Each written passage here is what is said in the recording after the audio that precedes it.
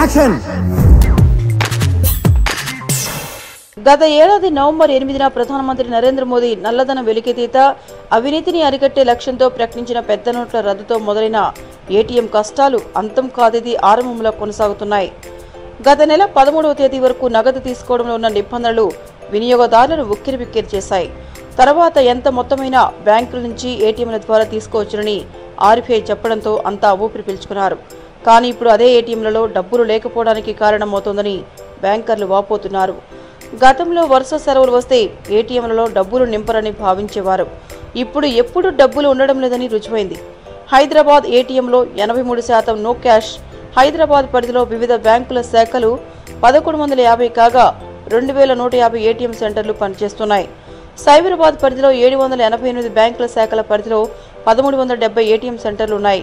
రాష్ట్ర రాజధాని హైదరాబాద్ నగరంలో 83% ఏటీఎంలలో నగదు ఉండడం లేదని నగర పౌరుల వేదిక వివిధ ప్రాంతాల్లో నిర్వహించిన సర్వేలో వెల్లడైంది.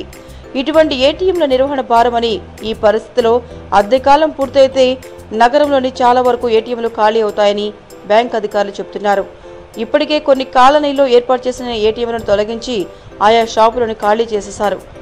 ఏటీఎం సేవలు బ్యాంక్ శాఖలకే పరిమితం. గతంలో ఏటీఎం కార్డు ఉంటే పైసలు జేబులో ఉన్నట్లేనని భావనలో ఉండేవారు. పెద్ద నోట్ల రద్దు తర్వాత ప్లాస్టిక్ కార్డుతో ఆన్లైన్ చెల్లింపులే తప్ప నగదు తీసుకుని జేబులో పెట్టుకునేందుకు అవకాశం లేని పరిస్థితి. దీంతో గతంలో విచ్చలవిడిగా ఏర్పాటు చేసిన ఏటీఎంలను ఎత్తివేసేందుకు బ్యాంకులు ప్రయత్నిస్తున్నాయి. 3 షిఫ్టుల్లో భద్రతా గార్డులను ఉంచాలంటే ఒక్కో ఏటీఎంకు 30,000 వరకు ఖర్చు వస్తున్నది. ఏటీఎం అద్దెలు, కరెంటు బిల్లులు ఇలా ఒక్కో ఏటీఎం నిర్వహణకు దాదాపు 60 నుంచి 70,000 వరకు ఖర్చులవుతున్నాయి. ఏటీఎంలలో వేరే కార్డుతో డబ్బులు తీసినప్పుడు ఆయా బ్యాంకులకు సేవా పన్ను వెళ్లేది. ఇప్పుడు ఏటీఎంలలో డబ్బులు నింపడానికి నిధుల కొరత ఏర్పడింది. దీంతో ఆయా బ్యాంకులు పెట్టిన ఏటీఎంలను తొలగించి సొంత బ్యాంకు శాఖలోనే వాటిని అందుబాటులోకి ఉంచుతున్నారు. గతంలో రోజు 17.98 లక్షల కోట్ల లావాదేవీలు.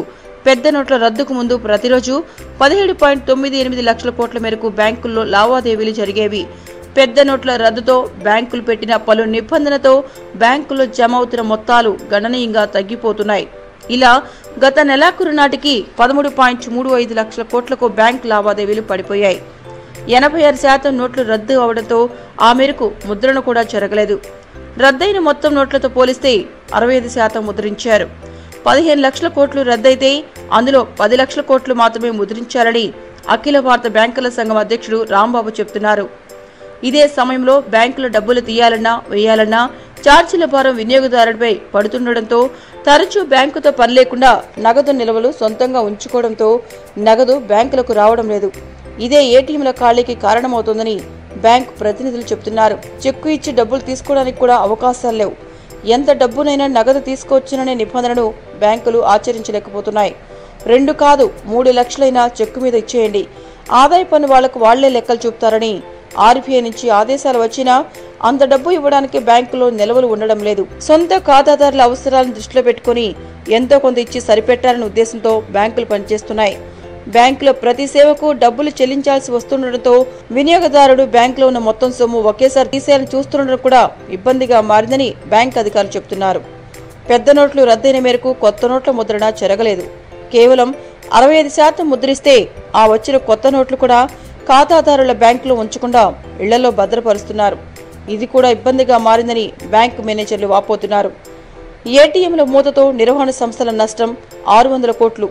పెద్ద నోట్ల రద్దుతో ఇప్పటికే పనిచేయని 25% ఏటీఎంలు, వాటి మూతతో ఏటీఎం నిర్వహణ సంస్థల నష్టం 600 కోట్ల నగదు. సరఫరా చేసే క్యాష్ లాజిస్టిక్స్ సంస్థల నష్టం 170 కోట్లపైనే ఉంటుందని అంచనా.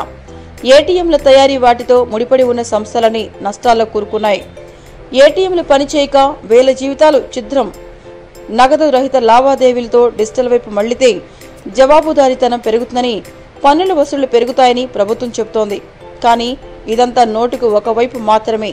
అదే మరోవైపు చూస్తే దారుణమైన పరిస్థితి కనిపిస్తోంది. ఏటీఎంలు పనిచేయకుంటే సామాన్యుల జీతాలు చేతికి రావు. ఏటీఎంల చుట్టూ అల్లుకున్న కొన్ని వేల జీవితాలు కూడా ఛిద్రమైపోతున్నాయి. ఏటీఎంల చుట్టూ ఉన్న ఆర్థిక వ్యవస్థ కొన్ని వేల కోట్లు నష్టపోతోంది. ఆ వ్యవస్థపై ఆధారపడ్డ చిన్న పెద్ద ఉద్యోగులంతా దిక్కులు చూస్తున్నారు. మీకు ఈ వీడియో నచ్చితే ఒక లైక్ కొట్టండి, లేకపోతే కామెంట్ చేయండి. బట్ సబ్స్క్రైబ్ చేయడం మర్చిపోకండి.